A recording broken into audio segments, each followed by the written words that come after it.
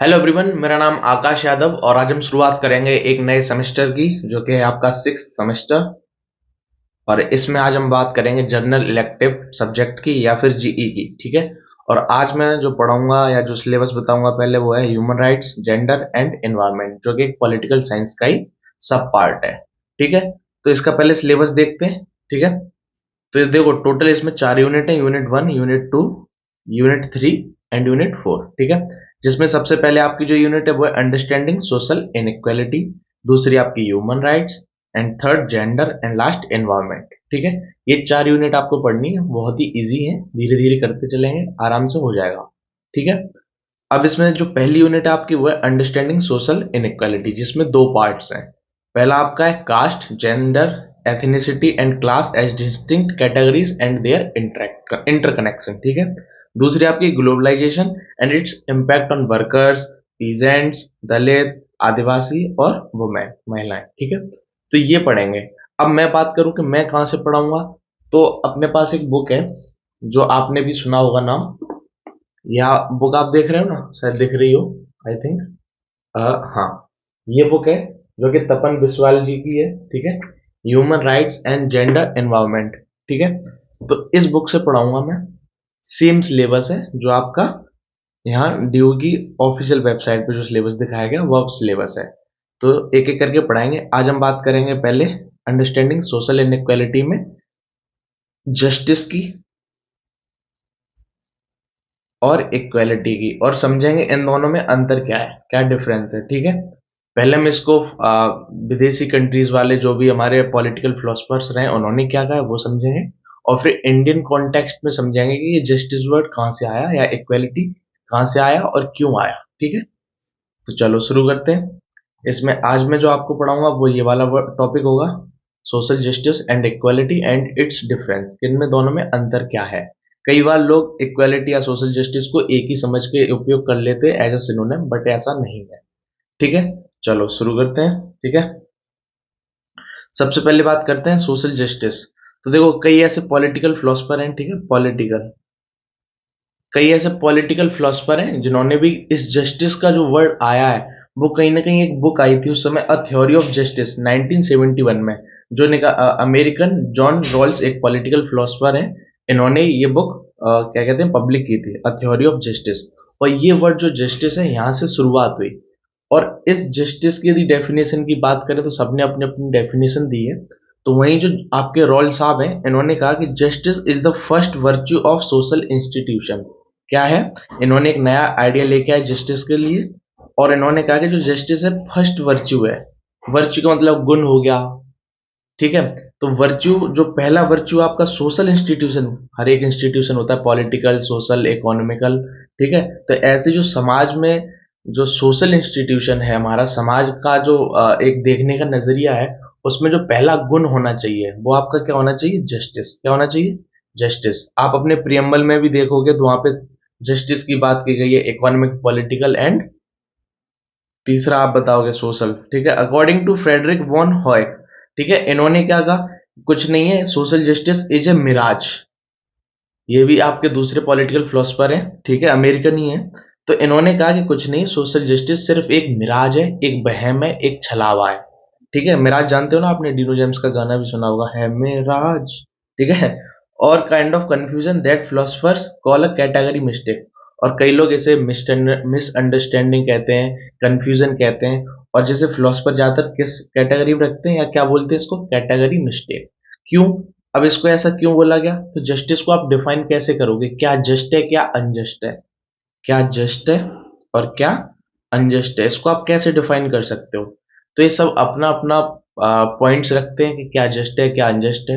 आप देखोगे आपके जब कोर्ट में कोई केस जाता है तो क्या जस्ट है क्या नहीं है, ये सुप्रीम कोर्ट का जो जज होता है या हाई कोर्ट का, जिस भी लोकल कोर्ट का, तो वो आपको जज करता है। लेकिन आपको कैसे पता है कि यार ये जो न्याय है वो सही है या गलत है, जस्ट है या अनजस्ट है। ठीक है। तो ये बस एक तरीके का क्या है, कंफ्यूजन है, ऐसा इन्होंने कहा फ्रेडरिक जी ने। ठीक है। तो एग्जाम्पल में देखो आप, जैसे अमेरिका में यदि कल्चर है, वहां गन वगैरह रख सकते हो, कोई दिक्कत नहीं है, लेकिन वहां के लिए क्या जस्ट है। अब यदि वहीं इंडिया की बात करें, इंडिया में आप गन AK-47 वगैरह रखते हो तो वो जस्ट नहीं, अनजस्ट हो जाएगा। तो सिर्फ ये क्या है, अपना पॉइंट ऑफ व्यू है जो समाज के अकॉर्डिंग चलता है कि क्या जस्ट है क्या अनजस्ट है। आगे मैं इसको और अच्छे से समझाऊंगा, आपको समझ में आ जाएगा, लेकिन अब ये तो बात कर ली हमने विदेशी की। ठीक है, अब हम देसी पे आते हैं, मतलब इंडियन कॉन्टेक्स्ट में समझते हैं कि जस्टिस वर्ड कहाँ से शुरुआत हुई। तो आप देखोगे जब ब्राह्मणिकल हिंदुइज्म था या आर्यन जिसकी ओरिजिन कहेंगे, तो इन्होंने एक कैटेगरी बनाई थी आपकी वर्ण सिस्टम, आपको पता होगा वर्ण सिस्टम। ठीक है, जिसमें ब्राह्मण, फिर क्षत्रिय, फिर शूद्र और फिर वैश्य आते थे। तो ये जो एक कैटेगरी थी लोगों की डिवीजन का, या बोलते हैं इसी को बोलते हैं कह सकते हैं सोशल प्रीजुडिस। ठीक है, प्रीजुडिस, प्रीजुडिस का मतलब समझो पहले। प्रीजुडिस का मतलब क्या है, आप किसी भी चीज को या किसी भी व्यक्ति को, ठीक है, या किसी भी ऑब्जेक्ट को या कोई भी थॉट ऐसा किसी को लेकर आप नेगेटिव पहले ही सोच लेते हो। एनसीईआरटी में भी यही लिखा है, यदि आप पढ़ोगे शायद क्लास 6 की एनसीईआरटी में ही है, जो आपकी क्या नाम है, पॉलिटिकल लाइफ शायद नाम है, क्या नाम है, तो उसका पहले ही चैप्टर में इस बारे में बात लिखी है प्रीजुडिस क्या है और स्टीरियोटाइप क्या है। तो प्रीजुडिस बेसिकली आप यदि किसी व्यक्ति या वस्तु के बारे में पहले ही नेगेटिवली सोच के रख लेते हो ये ऐसा है, तो आप क्या करते हो, प्रीजुडिस करते हो। ठीक है, आपने सोच लिया कि जो सुपीरियर लैंग्वेज है वो इंग्लिश है, ये भी एनसीईआरटी में दिया एग्जांपल, इंग्लिश है। ठीक है, तो इसका मतलब बाकी की जो भी लैंग्वेज लोग बोलते हैं, हिंदी, मराठी, बंगाली, आसामी, उड़िया, गुजराती, कन्नड़, तेलुगु, तमिल, मलयालम, उर्दू या कोई सी भी, तो आप क्या समझ लो कि नहीं ये इंफीरियर है। आपने क्योंकि इसे सुपीरियर मान लिया तो मतलब बाकी सब निगेटिवली आप ऐसा मानने लगे हो, ये गलत है या नकारात्मक नेगेटिवली सोच हो गई आपकी। ठीक है, तो उसे कहते हैं सोशल प्रीजुडिस। तो ठीक है, तो इसी के अगेंस्ट, इसी के खिलाफ बोलने के लिए आपका एक वर्ड आया था, वो था आपका जस्टिस, और दूसरा था आपका इक्वेलिटी। ठीक है, ठीक है, तो ये दो वर्ड इसी के खिलाफ, इससे लड़ने के खिलाफ आए थे ये दो वर्ड। ठीक है, अब ये क्या कर रहा था ब्राह्मणिकल हिंदुइज्म, तो मैंने बताया जैसे कि वर्ण सिस्टम लेके आए थे, तो ये सोशल ऑर्डर जो समाज में एक तरीका है उसको अनइक्वल कर रहे थे कि सबसे ऊपर ब्राह्मण होते हैं, फिर ब्राह्मण के बाद आपके क्षत्रिय, फिर आपके शूद्र, फिर वैश्य, या वैश्य फिर शूद्र। ठीक है, जो भी है, तो वही है कि अब ये लोगों के साथ हो क्या रहा था, तो ये लोगों के साथ सोशली, इकोनॉमिकली और पॉलिटिकली लीस्ट एडवांटेज थे, मतलब बहुत कम इनके पास एडवांटेज थे, ये बहुत बैकवर्ड थे सोशली, इकोनॉमिकली और पॉलिटिकली। अब ऐसे लोगों को अब हम लोग समाज में किस तरीके से बांटते हैं, तो वो आपके पहले होते हैं SC, scheduled caste, scheduled tribes, STs and OBC, other backward classes. अब इसमें भी बेसिकली दो होने लगे, पहले नहीं थे, creamy and non creamy layer. ठीक है, तो इनको थोड़ा अपर माना जाता है सो कॉल्ड, ठीक है, और इनको सो कॉल्ड लोअर कास्ट थोड़ा माना जाता है, नॉन क्रीमी। ठीक है, कैटेगरी। तो ये आप क्या आते हैं इसी social unequal, unequal social order में नीचे की ओर, लोअर स्तर पे। ठीक है, ऐसा कहा जाता है। ठीक है, अब इन्हीं को आगे उठाने के लिए, एम्पावर करने के लिए, अपलिफ्टमेंट करने के लिए गवर्नमेंट बहुत सारे मेजर्स लेती है। ठीक है, आप अपना संविधान भी देखोगे तो वहाँ equality of status and opportunity की बात की गई है प्रियम्बल में ही। ठीक है, article 14 equal before the law and equal protection of the law. 15 क्या था, no discrimination on the basis of caste, sex, religion, place of birth. ठीक है, अगला एम्प्लॉयमेंट के लिए, या ऐसे जो भी फंडामेंटल राइट्स हैं पार्ट 3 में, तो कई ऐसे राइट्स हैं। रिजर्वेशन की बात होती है एससी की, एसटी की और ओबीसी की। ठीक है, तो ये सब क्या है, गवर्नमेंट कई सारे ऐसे मेजर्स लेती है, कई सारे ऐसी स्कीम चलाती है जिससे क्या हो, इन लोगों का अपलिफ्टमेंट हो, ये भी बढ़ के ऊपर समाज में आए। ठीक है, तो यहीं से ये वर्ड निकल के आए थे आपके सोशल जस्टिस एंड इक्वालिटी। ठीक है, और इसी से कहीं ना कहीं मिला जुला वर्ड आगे जाके बनता है आपका एगैलिटेरियन सोशल ऑर्डर, यानी वी ऑल आर इक्वल। ठीक है, सभी कैसे हैं, इक्वल है। ठीक है, तो ये इक्वल। ठीक है, तो इसको एस्टेब्लिश करने के लिए आपको चार चीजों से लड़ना पड़ेगा या उनको सरपास करना पड़ेगा, और वो चार चीजें ही इस टॉपिक का शुरुआत है। ठीक है, तो वो आपके चार टॉपिक क्या हैं, जिनको, या वर्ड्स हैं जिनको आपको सरपास करना पड़ेगा। पहले कास्ट से आपको लड़ना पड़ेगा, कास्ट सिस्टम से, फिर आपकी क्लास, ठीक है, जेंडर एंड एथनिसिटी। ठीक है, एथनिसिटी, कास्ट आपको अच्छे से पता होगा, ठीक है, वरना आगे आने वाले लेक्चर्स में मैं आपको कास्ट बताऊंगा, फिर क्लास और कैसे मिडिल क्लास उभर के आया वो बताऊंगा। ठीक है, और क्या क्या फीचर्स हैं, कौन कौन इसका मेंबर होता है मिडिल क्लास का, ये बताऊंगा। फिर आपको मैं जेंडर बताऊंगा, जेंडर और सेक्स में क्या डिफरेंस है ये बताऊंगा आपको। ठीक है, और लास्ट में आपको एथनिसिटी बताऊंगा कि एथनिसिटी क्या होती है।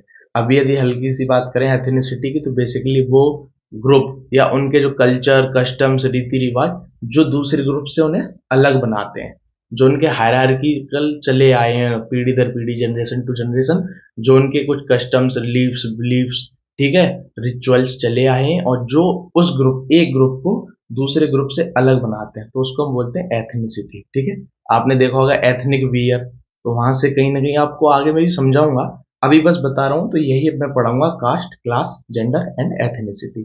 तो ये बस एक तरीके से इंट्रो था सिलेबस का पहले, कि क्या आपको पढ़ना है, मैं कैसे पढ़ाऊंगा, और ये एक छोटा सा बस टॉपिक था, सोशल जस्टिस एंड इक्वेलिटी। तो आज के लिए इतना। यदि आपको ठीक लगे तो देखो, वैसे भी 100-200 सब्सक्राइबर वाला बंदा हूँ, कोई फायदा ऐसा हो नहीं रहा है यूट्यूब से। ठीक है, और साथ में ये सिलेबस भी आपका लास्ट सिलेबस है, इसके बाद नैप ने चेंज कर रखा है, तो आगे इसका फ्यूचर भी नहीं जो मैं बना रहा हूँ, है तो बस यही सेमेस्टर। ठीक है, तो ऐसा नहीं है कि मैं प्रॉफिट के लिए बना रहा हूँ। ठीक है, बस आपका और अपना सहयोग के लिए बना रहा हूँ। तो आप सपोर्ट भी कर सकते हो यदि आप चाहो, ठीक लगे तो। और बाकी कंटिन्यूस देखते रहना, ताकि मेरा भी मोरल बूस्ट हो और आगे मैं भी अच्छे से कंटेंट डालता रहूं, लेक्चर्स अपलोड करता रहूं। धन्यवाद। एक चीज तो भूल ही गया, सोशल जस्टिस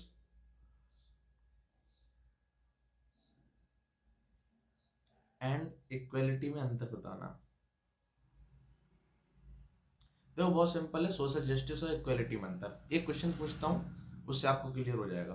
ठीक है, क्वेश्चन हमारा ये है, मान लो तीन लोग हैं, अ, चलो ए बी सी डी रख ले रहे नाम, X Y Z, X Y Z, तीन लोग हैं। एक बेचारा लंगड़ा है, विकलांग है, मतलब पैर से चल नहीं सकता। ठीक है, ठीक है। और एक है जो देख नहीं सकता, ठीक है, ये ब्लाइंड है। और ये चल नहीं सकता। ठीक है, क्या लिख दूं, विकलांग की भी बना दे रहा हूं। और एक है जो, मान लो आप, सुन नहीं सकता। ठीक है, सुन नहीं सकता। अब आप हो गवर्नमेंट, अब आपको करनी है इक्वेलिटी, सबके साथ समानता। तो आप सबको, अब आपके पास हर एक चीज है, आइटम है, मान लो आपके पास है क्या कहते हैं, हियरिंग मशीन। ठीक है, सुनने वाली मशीन जिससे कान की आवाज सुन सकते हो। क्या आप हियरिंग मशीन इसे भी और इसे तीनों को दोगे? दोगे, तीनों को दोगे हियरिंग मशीन? तो ये यदि आपकी जाएगी। और दूसरी चीज मैं बताता हूँ, गवर्नमेंट हो आपके पास तो है ही, ये विकलांग है तो आप इसको व्हील चेयर देते हो। ये ब्लाइंड है तो आप इसको क्या कहते हैं, कोई स्पेक्स वगैरह, ठीक है, जो आंखों के हों, ठीक है, स्पेक्स वगैरह दोगे। और ये छड़ी दे सकते हो यहाँ पे, ठीक है, आप जो छड़ी होती है। और तीसरा है आपका सुनने जो, तो इसको हियरिंग मशीन दोगे। यदि आप इक्वेलिटी करोगे तो आप सबको एक समान चीज दोगे। ठीक है, हियरिंग मशीन तो सबको hearing hearing hearing, wheel chair तो सबको व्हील चेयर। ठीक है, लेकिन जब आप बात करोगे सोशल जस्टिस की, तो क्या जस्ट रहेगा? क्या इसको स्पेक्स और छड़ी देना, जेड बंदे को क्या देना, हियरिंग मशीन देना, और जो विकलांग है, पैर से चल नहीं सकता बेचारा, उसको आप क्या दोगे, व्हील चेयर। तो अब आपको आई थिंक क्लियर हो गया होगा क्या इक्वेलिटी है और क्या जस्टिस है, दोनों में क्या अंतर होता है। क्लियर कि नहीं क्लियर? क्लियर हो तो एक बार लाइक ठोक दो। ओके बाय, मैं भूल गया था पहले बताना।